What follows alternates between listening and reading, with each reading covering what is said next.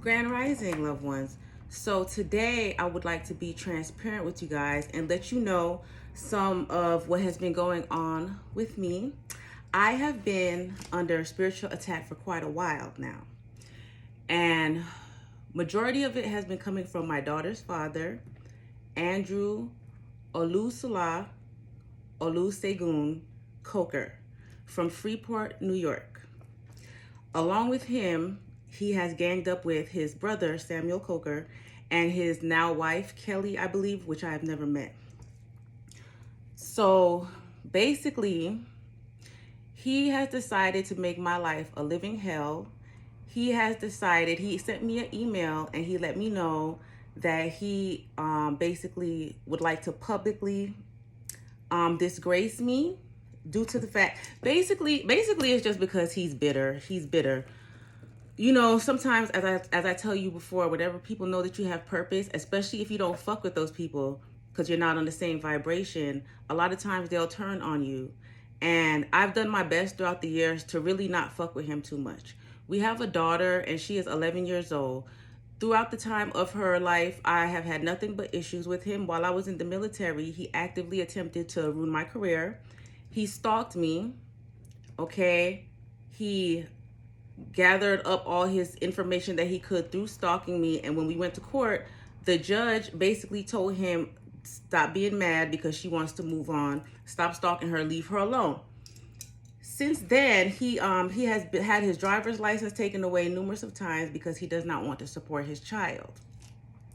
At first, it was an issue. You know, he would make payments here and there or whatever. But you know, whenever he didn't want to make his payments, I didn't harass him because to me, my peace is more important. I'm not the type of person, I do not like drama. I do not like to go back and forth to people. If you don't want to do right for your children, I am not going to force you, but I also am not going to kiss your ass. Throughout the years, he has missed more Christmases, more birthdays than I can count. I have done my best to stick to our custody agreement with our daughter. So while I was in the military, you know, I would let him have her for the holidays and stuff. Whenever he wanted to act like super dad around his family, I would let him have her with no issues. With no issues at all. And he wasn't paying me, but you know, I said, I don't want to be the cause of a separation between my daughter and her father because parents are important in a child's life. And I also knew that, you know, the shitty person that he is, his character will show eventually one day because mama didn't raise any fool. My child is very smart. She's very mature. She's very aware. And I said one day, you know, either she's going to be with him or she's not, but that's her father. I'm not going to stop that. So throughout the years, I would let him, you know, see her and take her without him supporting his child. Now, child support contacted me right before I got out the military, which was in 2019. And they provided me information because I was at this point, I was about to get out and I needed help with my daughter and I was fed up because he was not supporting her.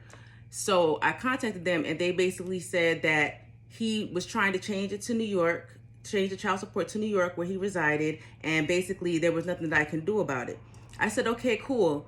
I got out the military and I had told him, I said, you know, if you don't want to help do anything with your daughter, then you don't have to see her till she turns 18. And then she can decide if she wants to see you because you're not doing shit for her. After that, I guess that lit a little fire under his ass for a while because he came barreling down here to Georgia and he asked if we could meet and sit down. I said, okay, yeah, sure. Because by this time I was out of the military and I had a lot of things going on. Unbeknownst to me, that's when he started doing black magic on me, trying to, I guess, make me go crazy or something, confusion spells. But, you know, I'm a child of God, so I'm protected. It affected me, but not the way that he intended it to. So I met with him and I said, you know, I need help with her. By this time, the pandemic has started. And I said, I need help with her. I need some money. No, I'm sorry. The pandemic had not started because this was in January. But I had told him, I said, I need help with her. I need something. I need some money or whatever. So we met up and came to an agreement. And I thought it was a cordial agreement because, mind you, we're not friends. I do not talk to him unless it's pertaining to her. And most of the time it's via email or anything. Personal conversations, I had blocked him on my phone because he's bitter, and he would always try to have unnecessary conversations about things that really didn't matter, just basically just to talk to me. But every time we would have a conversation, it would be, him being a bitch, basically, or being miserable, or trying to make issues where issues were not. Because, as I said, my daughter is very healthy, very well-rounded. She's very smart. She's a board scholar student. She's always been a board scholar or honor roll student, very well-adjusted, very well-rounded. And she's just been thriving without him. But he had I think he had an issue because I don't entertain his shenanigans. So I sat down with him and we came up with an agreement that I wrote down, which was supposed to be the terms of the both of our agreement, which I have right here, if you can see. Right?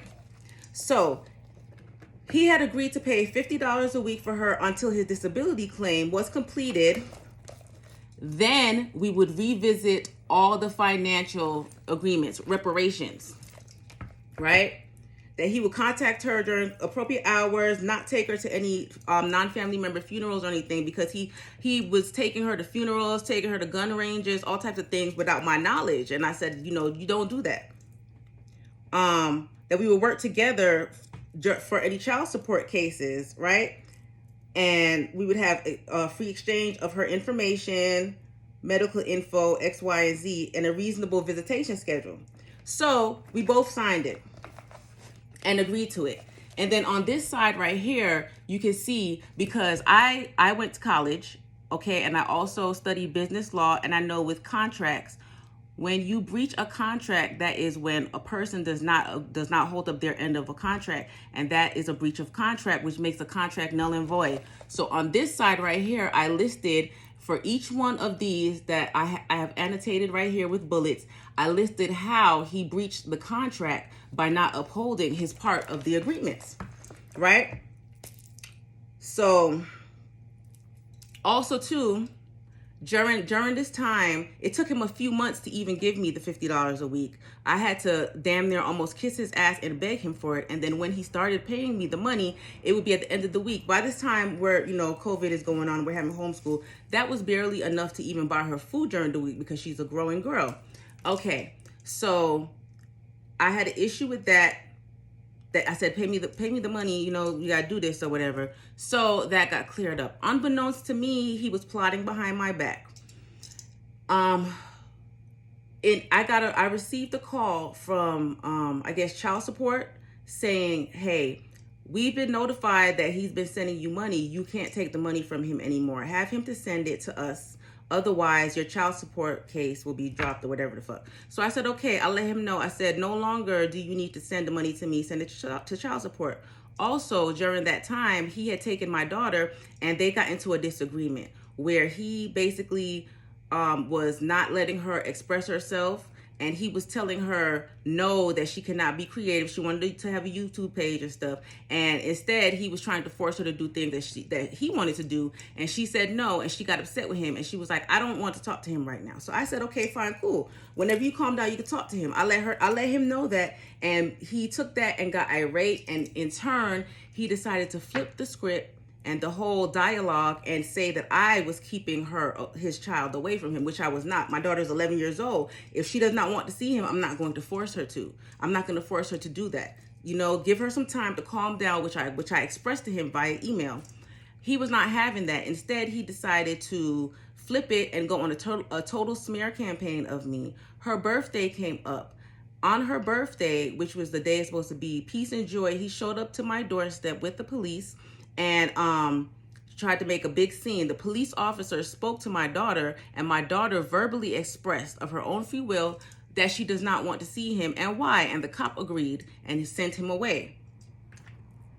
Okay, shortly after that, I received notifications of a court date. A paper of a court date. So when I went to the child support services to provide, they asked me to come to child support services, they asked me to come there and to provide some information about the money that he had been giving me, which I had no problem with. So I went there, and at that point, that's when I realized that something was up, that, I don't know if he paid off the people or what, but the child support lady was on the phone with his attorney while she was talking to me, getting the information from me of the payments, which I didn't lie about the payments. I have no problem with that. I was willing to work with him as far as child support, you know, so he can get that part knocked off of what he owes, but you still have to pay for your child. Then I ended up getting a paper for summons for court. She handed the paper to me and I asked her what it was in regards to, and she said, I don't know. And I said, okay. And then when I went, no, she said he had a bank lien. And she said, I'm not sure exactly what it's about, but it's going to be something towards that. I said, okay, cool. That has nothing to do with me. I don't even know why I'm being invited to it. I'm sorry, it's hot in here. I don't even know why I'm being invited to it. So the court date was over a Zoom call. When it was time for the Zoom court date, Mr. Coker was there. His attorney was there. Another lady, I guess, I don't know who she was there. The judge was there. And also it was another person who was unknown that had logged on. And the judge said, who is this? And the person quickly clicked off.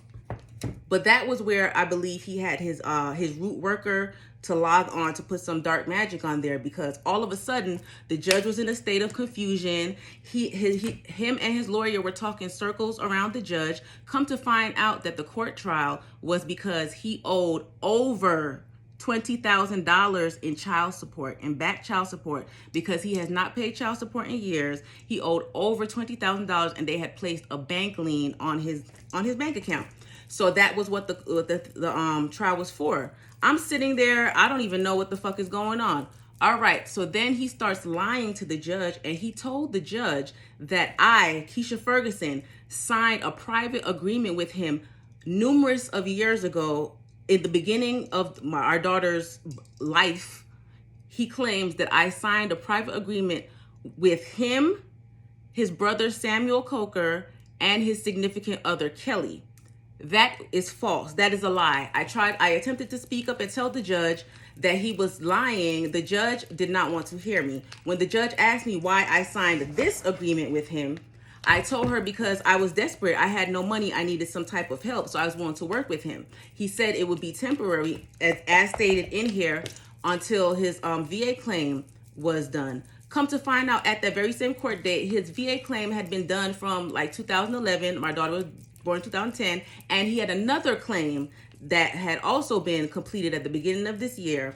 He lied and told the judge that I signed the private agreement with him, and he said some other bullshit, but basically all of it was lies. Whenever I tried to speak up, the judge was saying basically she was ignoring me. She was being very rude, very unprofessional. I did not have any legal counsel with me because I did not know what kind of party I was invited to. So I did not have my attorney with me.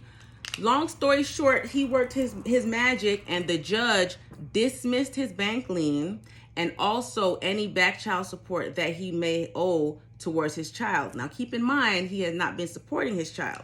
She dismissed all of it. Then he sat there and tried to tell her lies on how I'm keeping his child from him and whatever. At that point, it was over. Afterwards, he sent me an email, and in the email, he let me know that his goal is to publicly, basically he wants to shame me in public and discredit me and embarrass me, call me public shame and embarrassment. For what reason, I don't know, because I don't mess with him, right? Also, he has been doing death magic on me, numerous black magic on me, and he also has sent me messages, right, with laughing emojis and the long nose lion face, and saying that I'll never be him and just wait to see what he does next, which tells me that he is going to continue with his black magic and trying to kill me. My hopes are that this video falls in the hands of the IRS, the FBI, and whoever else, so they can investigate his perjury in court, lying, his fraud, his bank fraud, and tax fraud, because he also has been filing my daughter for taxes behind my back. He went behind my back and had all her medical paperwork changed over to his name, and he is not her custodial parent and everything, and then turned back around and is trying to bully me and threaten me, telling me I need to provide him with the information that I know he already has obtained on his own. So that is my story, and that is my testimony. I want to keep it short and sweet and let you know that the devil is real, but I am a child of God, and I will be okay. I love you all.